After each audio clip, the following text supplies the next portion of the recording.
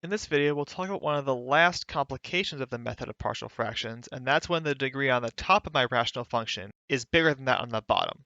So the issue here is that I don't have enough information to solve out for these things, right? The point was, if I had a quadratic on the bottom, then I would get two coefficients in my setup. Now the issue here is since I have a cubic here on top, that has up to 4 coefficients. For instance, this cubic could be x cubed plus 3x squared plus 4x plus 1. That has 4 different coefficients, and I only have 2 things here I can choose from. So there's no way I'll be able to always solve this problem with this sort of setup. Also, if I clear denominators, I'll get the following. X cubed plus x should equal a x minus 1 plus b x plus 1.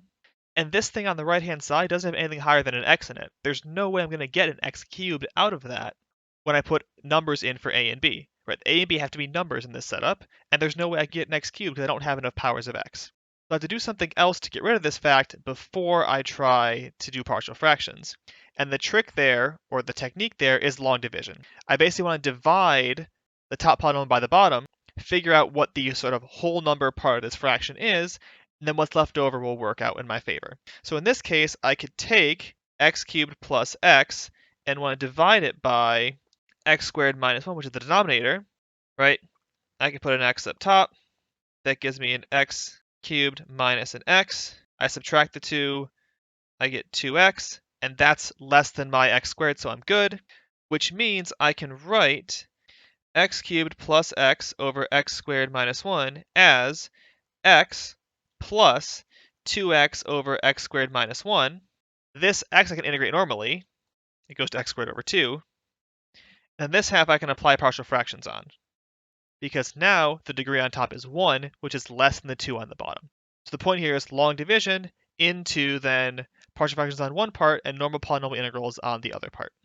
Let's see an example of what this might look like in an actual problem. So I'm going to compute the integral of x cubed minus 2x plus 1 over x squared minus 1. I picked the same fraction again, but that's fine. So the degree on top is bigger, so we do long division first. So what do we do? Well, I'm going to write a division sign. I'm going to write my polynomial that's on top on the inside. So x cubed, I'll leave a gap, plus 2x plus 1. I'm dividing by x squared minus 1. So now we just do normal division type techniques with long division of polynomials. I put an x on top. The x times x squared minus 1 gives me an x cubed minus x. I then subtract these two lines. I get 0 plus 3x, bring down the plus 1.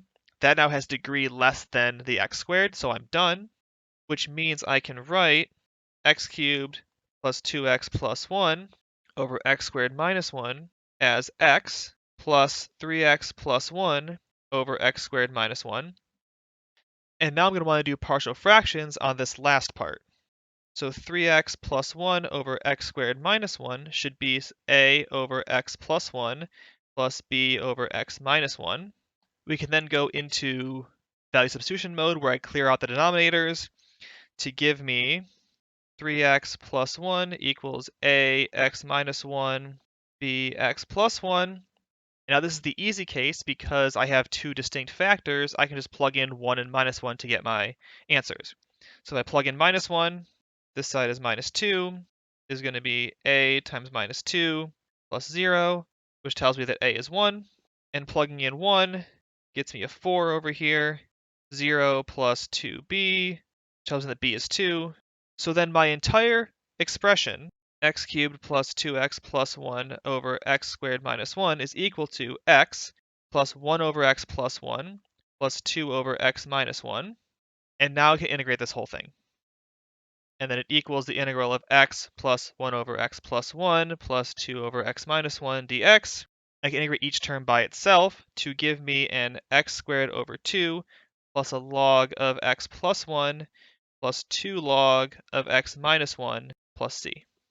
So that's the last issue to deal with here. If the degree on the top is bigger than the bottom, we have to do long division first to get that degree down, pulling off a polynomial term. Polynomials are fine, we'll take care of them on their own, and then do partial fractions on what's left. And when you do that, you get an expression like this for solving these sorts of problems with partial fractions. So the idea here is now, with that all taken care of, we can handle any rational function we want, polynomial on top, polynomial on bottom, and solve it using the method of partial fractions.